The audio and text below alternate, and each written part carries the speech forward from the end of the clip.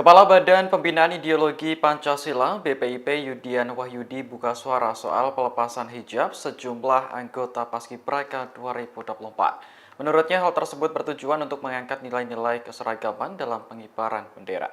Saat ditemui di KN pada Rabu 14 Agustus, Yudi menyinggung surat edaran Deputi Diklat nomor 1 tahun 2024. Dalam surat edaran tersebut tidak terdapat pilihan berpakaian hijab bagi anggota Paskibraka yang menggunakan hijab. Yudi pun menjelaskan penyeragaman pakaian berangkat dari semangat Bhinneka Tunggal Ika yang dicetuskan oleh Bung Karno. Namun ia memastikan bahwa pelepasan hijab oleh anggota Paskibraka dilakukan secara sukarela.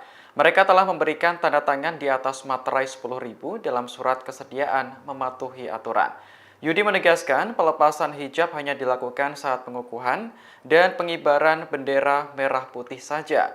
Dalam kesempatan lain, paskibraka yang berhijab bisa tetap mengenakan hijabnya. Yudi menambahkan BPIP menghormati hak kebebasan penggunaan hijab tersebut.